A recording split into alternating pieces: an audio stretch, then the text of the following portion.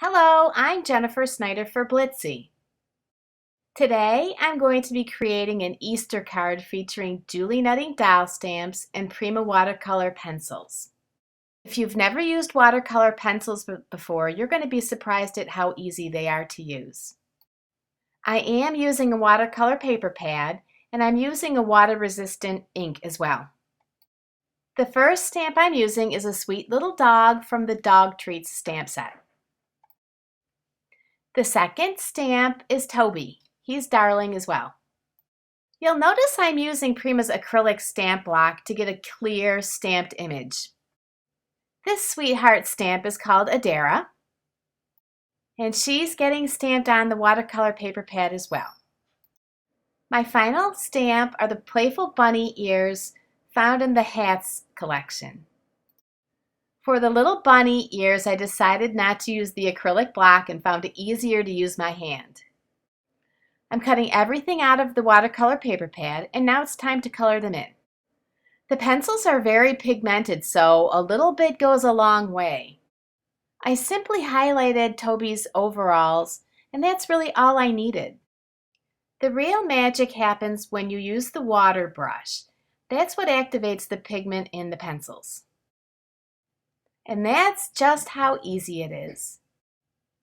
I'll move on and color Adara, give her some accents in yellow, and then I'll color up the bunny ears. I think I'm going to make a few more adjustments on the dog and on Adara. Then I'll be done. One thing I do like to do after all of the doll forms are colored in is edge them.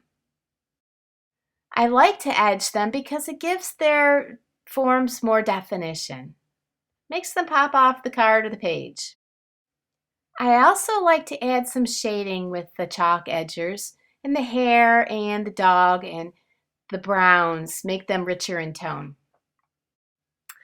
I have a guest designer with me today. This is my kitty, Escape Kitty, and she is always helping out.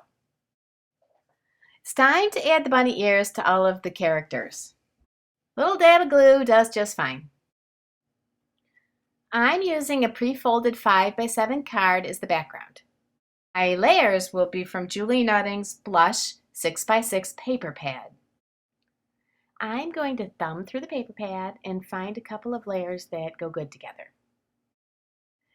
My card is only a 5x7, so I may have to piece papers together, but that's okay. I decided after looking at my card, I needed a border around the card frame. So I'm going to use the best glue ever by Scrap Perfect. I like this glue because the tip is very narrow and lets me put the glue exactly where I want in a very thin strip.